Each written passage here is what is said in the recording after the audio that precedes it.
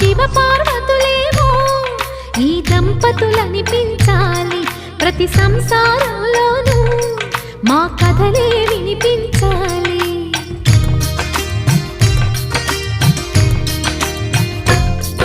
ఆ సిరిని శ్రీహరిని మా జతలో చూపించాలి, శ్రీకాంతుల కొలువంటే మా కాపురం అనిపించాలి. మా ముంగిలిలోన పున్నమి పూల వెన్నెల విరియాలి, మా చక్కని జంట చుక్కల తోట పరిపాలించాలి.